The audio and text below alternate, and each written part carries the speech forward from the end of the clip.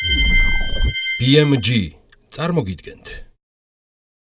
თბილისის მერმა კახა კალაძემ ღამის ეკონომიკის განვითარების ხელმძღვანელად მუსიკოსი სერგი გვარჯალაძე წარმოადგინა. თბილისის მერი ფიქრობს, რომ პროექტი მცირე და საშუალო ბიზნესის განვითარებას და ახალი სამუშაო ადგილების შექმნას ხელს შეუწყობს. რა მოიაზრება ახალ პროექტში და როგორია შეფასებები დეტალები თათია ჩაფიჩაძის სიუჟეტში ვნახოთ, რომლის შემდეგაც ის უკვე ამავე თემაზე სტუმართან ერთად შემოგვიერთდება.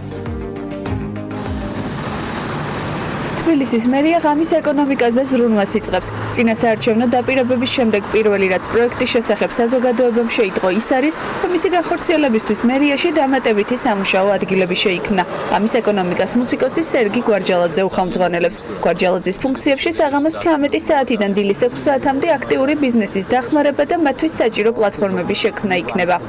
სახელმწიფოს აქვს ყველა წახნაგი იმისათვის, რომ გაუმარტივოს ზოგ შემთხვევაში, მაგალითად ბიზნეს საშუალება მიცეს მას რომ განვითარდეს, ხელი შეუწყოს თქვა ტრანსპორტით, ხელი შეუწყოს კონკრეტული რაღაცა ტერიტორიების თუ დანაგვიანებულია დაუსუფთავოს ის, ხელი შეუწყოს მაგალითად მარკეტინგულად. ჩვენ როდესაც საუბრობთ, რომ აი შეიძლება ეს იყოს რამდენიმე ღონისძიება, რომელიც გადანაწილებულია მთელ ქალაქში, შეძლოს კომუნიკაცია სხვადასხვა ერთეულებს შორის და ზოგ შემთხვევაში ნოუ-ჰაუ მიაწოდოს, ინფორმაცია მიაწოდოს, როგორ წარმართოს ბიზნესი. თბილისის მერიაში ფიქრობენ, რომ ღამის კულტურული ცხოვრების გამოცოცხლება ქვეყანაში ინვესტორების მოზიდვას, ქალაქის ტურისტული პოტენციალის გაუმჯობესებას, ასევე სტარტაპების წახალისებას და შესაბამისად ქალაქის საგადასახადო შემოსავლების გაზრდა შეუწყობს ხელს. მაია ბითაძე ამბობს, რომ პროექტის შესახებ საზოგადოება დამატებით დეტალებს უახლოეს მომავალში შეიტყობს. ის კონცეპტუალური მიდგომები და პრაქტიკული ღონისძიებები, რომელიც ამ მიმართულებით განხორციელდება, ჩვენ ეტაპობრივად გვეცოდინება და ეს ეტაპობრივობა არ ნიშნავს ბუნებრივია რაღაც თვეებს და წლებს, ბუნებრივია ძალიან მალე ჩვენ გვექნება პირველი მონახაზი მზად უკვე ინფორმით, რომ წავდგეთ ჩვენ დედაქალაქის ცხოვრებლებისადმი. ჩვენთვის მთავარია, კიდევ ერთხელ ვიმეორებ, რომ დისტრიბუცია, ასე ვთქვათ, ეკონომიკური შესაძლებლობების მოხდეს მთელი ქალაქის მასშტაბით 24/7-ზე, ისე რომ ამის სარგებელი იგრძნოს ყველა თქვენად ამ ქალაქემ. პროექტის განხორციელებისთვის დამატებითი ხელმძღვანელის დანიშვნას მორიგი PR კამპანიის ნაწილად აფასებს გირჩის ლიდერი ზურაბ ჯაფარიძე. ჯაფარიძე მიიჩნევს, რომ ეკონომიკის წახალისების ერთ-ერთი მთავარი გზა ქვეყანაში ბიუროკრატიული ბარიერების დანგრევა. გათვლა არის იმაზე, რომ რაღაც არის ადამიანებში გააჩნია განსხვავებული თქო ხა ვიღაცა ღამის ცხოვრებას მიხედავს და რაღაც ააყვავს ღამის ეკონომიკას. სამში ღამის ეკონომიკა არის ესეთი ეკონომიკა, როგორც არის ჩვეულებრივი ეკონომიკა. ეკონომიკას ხელს უშლის ზოგადად მთავრობა და მთავრობის ჩარევა და ესეთი მეტი რეგულაციები და ესეთი მეტი ბიუროკრატია. მაგრამ თუ მართლა იმეს უნდა რომ თბილისში ეკონომიკა კიდევ უფრო წახალისდეს, როგორც დღის, ისე დილის, შუადღის, არის საღამოს, ღამის მნიშვნელობა არ აქვს. ამას ჭირდება ისო ქვეყანაში იყოს საჭირო ნაკლები ბიუროკრატია, ნაკლები წესი, ნაკლები რეგულაციები, ნაკლები ჩარევა მთავრობის მხრიდან და არა პირიქით ახალი რაღაცა ბიუროკრატიის შექმნა, რომელიც შეგვჭება უბრალოდ, ისე რაღაც დამკეთებელი არ იქნება და უბრალოდ მოგვიწევს ვიღაცებისთვის ხელფასების გადახდა, დამატებით რაღაც გადასახადების გადახდა იმისათვის, რომ შევინახოთ კიდევ მორიგი რაღაც ახალი სტრუქტურა. ღამის ეკონომიკის განვითარების თემაზე კითხვები აქვს ხმაურის კანონის ავტორს თედო კობახიძეს. კობახიძე იმედს იქონიებს, რომ ღამის ბიზნესი მოსახლეობის სიმშვიდის ხარჯზე არ განვითარდება. ჩვენ უნდა მივეჩვიოთ იმასაც, რომ საზოგადოება არ უნდა იყოს ორიენტირებული მხოლოდ რაიმე ერთ სეგმენტზე და ამავდროულად ბიზნესი უნდა იყოს ორიენტირებული ადამიანის უფლებებზე. ანუ ბიზნესის განვითარებამ არ უნდა შეძლოს სხვისი უფლებები. ხმაურმა არ უნდა შეაწუხოს პიროვნება, რომელიც სახლში არის და უბრალოდ უნდა დაძინება და მთელი წლების განმავლობაში მას არ ეძლეოდა ამის საშუალება. აღსანიშნავია, რომ მსგავსი პროექტები ევროპის არაერთ ქვეყანაში ფუნქციონირებს. ღამის მერის მთავარი საზრუნავია დაბალანსებული იყოს როგორც ბიზნესის, ასევე საჯარო და ადგილობრივი მოსახლეობის ინტერესები. ხმაურით თუ ხმაურის გარეშე, ანუ უხმაუროდ, როგორ უნდა განვითარდეს ღამის ეკონომიკა, როგორი არის შეფასებები იმ სამომავლო გეგმების, რომელსაც თბილისის მერია საზოგადოებას გუშინ უზიარებდა. ამაზე თათია ჩაფიჩაძე სტუმართან ერთად ისაუბრებს ნაჯაორაშვილის ბასიანის თანადამფუძნებელს მასპინძლობს დღეს საქმიანი დილაში. თათია, დილამშვიდობის და მივეცალმებით ჩვენს სტუმარს. დილამშვიდობის და მივეცალმებით ჩვენს მაყურებელს. დიახ, სიუჟეტის შემდგომ უკვე თემაზე საუბარს ვაგრძელებ სტუმართან ერთად, როგორც უკვე აღნიშნე, ნაჯაორაშვილი ბასიანის თანადამფუძნებელი იმყოფება ჩვენთან ერთად. მოგესალმებით კიდევ ერთხელ. ვიცი რომ ძალიან კარგად იცნობთ ამ თემას და ამიტომ მინდა თქვენი აზრი მოვისმინო. თქვენ როგორ ხედავთ ღამის თბილისში, ღამის ეკონომიკის განვითარებას თბილისში?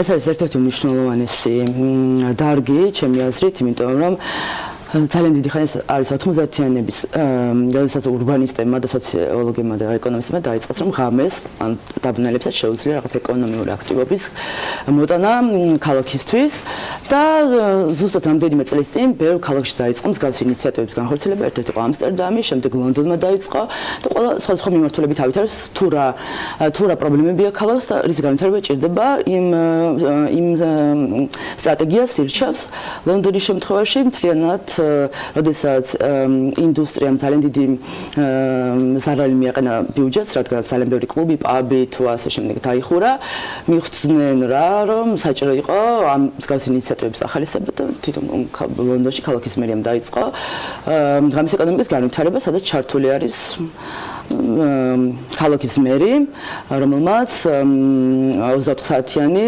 მეტროს ტრანსპორტი შეიმუშავა, რომელმაც ძალიან დიდი თანხა მოუტანა და რეალურად ეს ღამის ეკონომიკაში ჩართული ბრუნვა 6 მილიარდ ფუნტად არის თორსების შეფასებული და დაახლოებით 1.5 მილიონ ადამიანს ითვლის. რაც შეეხება არ მინდა რომ ეს იყოს რაღაც საკლუბო სფერომდე დასული ან რაღაც ფესტივალებამდე და ასე შემდეგ. ეს არის ეკონომიკური აქტივობა, რომელიც ზოგ ქალაქში არის საღამოს 6 საათიდან დილის 6-მდე, ზოგში არის საღამოს 8 საათიდან დილის 8 საათამდე და ამაში შედის ნებისმიერი აქტივობა, სადაც ბიუჯეტით თანხა შედის და მათ შორის არის ერთ-ერთი ფესტივალებიც, პაბები, კვების ინდუსტრია, სასტუმროები, ღამის სპორტული დარბაზები, სილამაზის სალონები და ასე შემდეგ. თავარი გამოწვევას რას ხედავთ? გუშინ არაერთი შეფასება გაკეთა მიმართულებით, იგივე სერგიმაც ახსენა ხმაურის საკითხი, ერთი წლის წინ მივიღეთ და ამის გამო ვიცით, რომ არაერთი ფესტივალს შეექმნა პრობლემები. დღეს როგორ წარმოგიდგენია თბილისში ღამის ცხოვრების აყვავება? ესე იგი, მთავარი პრობლემა მე მაინც მგონია, რომ ეს თემა ეს დარგი იმდენად ახალი არის და იმდენად ეხლა დაიწყეს სხვა ქალაქებმა, მაგალითად ნიუ-იორკმა ზუსტად ზაფხულში გამოქვეყნა კონცეფცია, რომ იწყებენ სტრატეგიის განვითარებას სიდნეის აქ 20-ზე გაწერილი. ანუ ძალიან სულ ახალი დარგი არის და ჩვენ უბრალოდ ვერ მოვახერხეთ, რომ უბრალოდ ვერ მოხერხდა კარგად, საინტერესოდ ახსნათ რას ნიშნავს ღამის ეკონომიკა, იმიტომ რომ რასაც თვალი გადავავალი კრიტიკული ნაწილს მოდიოდა იმაზე, რომ რაღაცა ღამის ცხოვრების განვითარება და ღამის ცხოვრების განვითარებას საერთოდ არ ეხება. რაც შეეხება ხმაურის კონტროლს, ღამის ეკონომიკისთვის ყველაზე მნიშვნელოვანი კომპონენტი არის ხმაური, იმიტომ რომ ხმაური უნდა იყოს არეგულირებული.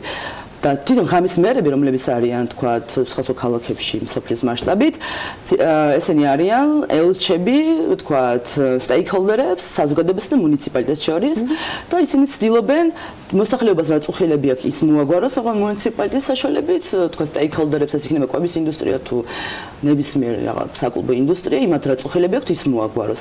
იმიტომ რომ სხვაგვარად ვერ განვითარდება თუ მუნიციპალიტეტმა არის მინა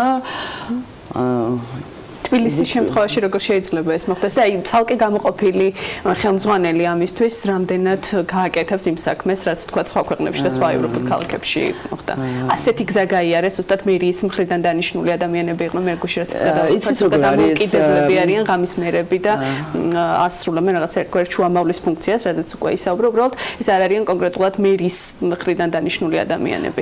მოგახსენებთ ამის შესახებ, პირადად მე ღამის ეკონომიკის ბოლო 5 წლის განმავლობაში ვარ უამრავ კონფერენციაზე დასწრებული, რომელიც ღამის ეკონომიკას მოიცავდა და სადაც ურბანული განვითარება, კულტურა და ასე შემდეგ არის ამ თემებით არის მოსული და იქ მონაწილეობას იღებს დაახლოებით მთელი მსოფლიოდან შეიძლება 60 ან 100-ზე მეტი მერი ჩამოდიან და ეს არის მარტო მეგაპოლისები და თქვა ნიუ-იორკი და ლონდონი, არიან ძალიან პატარა ქალაქები, რომელშიც მონაწილეობენ ამ ფორუმებში და არსებობს სხვადასხვანაირი არჩევის წესები, ანუ ღამის მერსაც შეეხება ლონდონის შემთხვევაში გითხარით, რომ ეს არის პირდაპირ მუნიციპალიტეტი, იმიტომ მუნიციპალიტეტს ჰქონდა პრობლემა.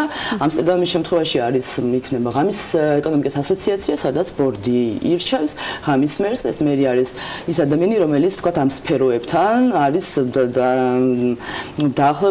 დაახლოებული, ძირითადად არიან პრომოუტერები და ასე შემდეგ. პატარა ქალაქებში შეიძლება პირდაპირ წესით არჩევა იყოს, უბრალოდ არჩევნები ჩატარდეს და ის აირჩიონ ის ადამიანი. ანუ ყველგან არის სხვადასხვა მიმართულება. ყველგან არის სხვადასხვა პრობლემები. მაგალითად, თუ კი ლონდონს ან ამსტერდამს ან სხვა ქალაქებს აქვთ პრობლემა ლიცენზიების აკციების, ალკოჰოლის ლიცენზიის თუ ასე შემდეგ, ჩვენ შემთხვევაში ეს პრობლემები არ არის. ანუ ჩვენ შემთხვევაში არის თქვათ ხმაურის პრობლემა, ჩვენ შემთხვევაში არის შეიძლება თქვათ ჩვენი ინდუსტრიისთვის საავტორო ორგანიზაცია რომ ძალიან დიდ თანხებს გთხოვს და ვერ ვარეგულირებთ. უამრავი პრობლემა არსებობს. შეიძლება ანუ ღამის ტრანსპორტია ძალიან მნიშვნელოვანია, ჩვენთვის ანუ თქვათ საკლუბო ინდუსტრიამ ძალიან დიდი ნაბიჯები გადადგა წინ და განვითარდა და უამრავი ტურისტი ჩამოდის. ამ ტურისტებს უნდა შეხვდე მომზადებული, თუნდაც როცა ჩამოდის ტურისტი ღამის 12 საათის შემდეგ ვერ ახერხებს, ვერ გადაადგილდება ერთი არის, იმიტომ რომ ტაქსი ძღოლები რაღაც ატყვევენ და დიდ თანხას ახდევინებენ, ვერ იკვებება, იმიტომ რომ 12 შემდეგ თითქმის დაკეტილი არის სამზარეულოები და ამას ჭირდება ხელშეწყობა და თანხა კი არ უნდა გადაუხადოს მერიამ, არამედ ამის შესახებ ანუ უბრალოდ ისაუბროს რომ გაუჩინოს мотивация იმ რესტორნებს რომ თქვა ღამის 2 შემდეგაც, იმიტომ რომ ეს ვაწყდები ხოლმე ამ რაღაც ისე ტურისტებს რომლებიც ეძებენ მსგავსი. აი ესეთ რაღაცებში უნდა იყოს ჩართული. ერთ-ერთი მთავარი დასახელდა ცენტრალური უბნებიდან გარე უბნებშიც გადატანა ამ ყველაფრის და რაღაც მაქსიმალურად მთელი ქალაქის მოცვა. რამდენად არის თქვა მზაობა ბიზნესის მხრიდან, რამდენად არსებობს რესურსი ამის. ეს არის ყველაზე მნიშვნელოვანი დეცენტრალიზაცია არის. პირადად ჩემი სფეროსის რაშიც მონაწილეობს დეცენტრალიზაცია ძალიან მნიშვნელოვანია და ეს არის ბერლინის მაგალითად გვაჩვენა რომ ბერლინი განავითარა იმ უბნებმა, გარე უბნებმა, სადაც სიცოცხლე ჩქებდა, სადაც ყველაზე მეტი კლუბი იყო, ყველაზე მეტი რესტორანი, ყველაზე მეტი და ასე შემდეგ. ამ მთლიანად თვითონ ღამის ეკონომიკას ანუ ჯენტრიფიკაციის წინააღმდეგ არის, ანუ გამოდიან, იმიტომ რომ ჯენტრიფიკაცია ძალიან დიდი პრობლემა მოუტანა ზოგადად ამ სფეროს, გაძვირდა სივრცეები, იმიტომ რომ ანუ ადამიანები ვეღარ იხდიდნენ თქვა იჯარას, ამიტომ უწევდათ გარეუბნებში გადასვლა ის გარეუბნებს ცოცხლდებოდა. ჩვენ შემთხვევაშიც ყველაზე დიდი პრობლემა ის არის რომ გარეუბნები ძალიან მოწყობილები არიან, თუნდაც ამ ტრანსპორტის არარსებობის გამო, თუნდაც თქვა გზაანიდან იქნება თუ მუხეინდა რომ გამოხვიდე ტაქსით ძალიან ძველი თანხა გჭირდება და ამისთვის ანუ იქ უნდა დაიწყო თქვა იმ სივრცეების ათვისება რაც არის და ძალიან ბევრი სივრცე რომელსაც მართლა კარგი ინვესტორების შემთხვევაში აითვისებდნენ თუ არა და ანუ ეცადო ის ადამიანები არ იყვნენ დარჩენილები მარდატოვა იმ უბნებში და კონდეთ ხელმისაწვდომობა რომ ცენტრში თუ კონდეთ რაიმე ტიპის შეხვედრა ამ თემასთან დაკავშირებით სფეროს წარმომადგენლებს მერიასთან და რა კონკრეტული შეხვედრა ამ ეტაპზე ანუ ჩემთვის ძალიან მნიშვნელოვანია თუ რა სტრატეგია განხორციელდება მე როგორც ვიცი როგორც გავარკვიე სერგი გვარჯალაძე არ იქნება თქვა ღამის მერის ფუნქციას არ წამოდეს იმიტომ რომ მაინც ზოგადად გადავხედოთ გამოცდილებას ყოველთვის stakeholder-ები ირჩევენ boards, board ირჩევს იმ ადამიანს, რომელმაც მერი ერქმევა თუ პროექტის მენეჯერი ამის მნიშვნელობა არ აქვს, ირჩევს იმ ადამიანს, ვისაც ანდობს ამ სფეროს განვითარებას. ამ შემთხვევაში შეიძლება ერთ მერე უნდა ჩამოშორდეს მერიას სრულად და რაღაც დამოუკიდებელი უნდა იყოს, რა თქმა უნდა, იმიტომ რომ ამას ჭირდება ძალიან დიდი ანუ სწორი სტრატეგიის განვითარება და ჭირდება მხარდამჭერები ჩვენ გარეშე, ანუ stakeholder-ების და ხალხის გარეშე, რა თქმა უნდა, ის იქნება ყოველთვის მუნიციპალიტეტის წარმომადგენელი და მე ანუ როგორც მითხრეს სერგი იქნება უბრალოდ ადამიანი, რომელიც stakeholder-ებთან ერთად იმუშავებს თუ როგორი სტრატეგია წავიდეს ეს კონცეფცია განხორციელდეს და იყოს გაიზიარონ გამოცდილება საერთაშორისო. რა იქნება პლუსები თბილისის შემთხვევაში, რა ბენეფიტები შეიძლება მოტანოს ამ პირველ რიგში, ანუ როგორც ლონდონის შემთხვევაში თქვი რომ 1,5 ადამიანია დასაქმებული ამ სფეროში, ადამიანების დასაქმებას უწყობს ხელს, ტურიზმის განვითარება არის ყველაზე მნიშვნელოვანი და ძირითადი აქცენტი არის. მაგალითად, კრიმინალის შემცირება არის სხვა ქალაქებში ყველაზე მეტად აღნიშნავენ რომ ღამის ეკონომიკის განვითარება მოიტანა რომ კრიმინალის შემცირება, იმიტომ რომ ქუჩები უფრო განათებულია, ადამიანები მოძრაობენ, ანუ ჩვენ შემთხვევაში რადგანაც ეს უსაფრთხო ქალაქი ვართ, ანუ ეს დღის წესრიგში არ დადგება, მაგრამ წამოვა, აი ზუსტად დეცენტრალიზაცია რომ ის გარეუბნები განვითარდება, იმ ადამიანებს ვინც ცხოვრობენ გარეუბანში, ექნებათ ხელმისაწვდომობა, თუნდაც კულტურასთან, ხელოვნებასთან, სპორტთან ასე შემდეგ. და იქნებიან შემოსავლის ექნებათ, ხო?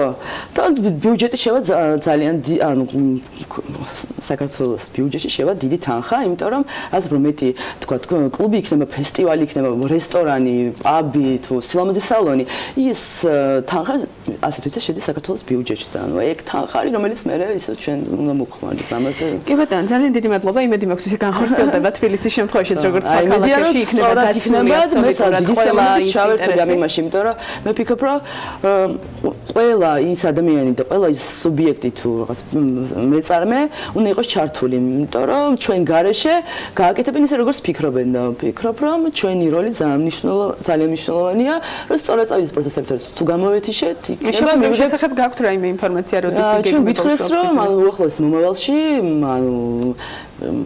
განცხადებაში წავიკითხო, უახლოეს მომავალში გვექნება შეხვედრები და ველოდებით. კი ბატონო, ამ თემას კიდევ ერთხელ დაუბრუნდებით და უკვე შედეგები შევაჯამოთ რამდენიმე თვის შემდეგ დაწყებიდან. ნაჯა ორაშვილი პასუხობდა ჩვენს შეკითხვას, ბასიანის თანადამფუძნებელი იყო დილიდან ჩვენთან ერთად. მადლობა თათიას, ნამდვილად აქტუალური, საინტერესო და განგრძობადი თემისთვის, რომელიც ეტაპობრივად დარწმუნებული ვარ კიდევ ბევრ სადისკუსიო საკითხს წარმოჭრის და ჩვენ თვითონ მათგანთან დაკავშირებით ვეცდებით, რომ ჩვენი მაყურებელი იყოს, რა თქმა უნდა, საქმის კურსში და გქონდეს შესაძლებლობა, რომ საქმიანი დილის პლატფორმა დაუთმოთ ისეთ ადამიანებს, რომლებიც ამ საკითხით არიან დაინტერესებულები, არიან ჩართულები და არიან, რა თქმა უნდა, მონაწილეები, მათ შორის ღამის ეკონომიკის განვითარების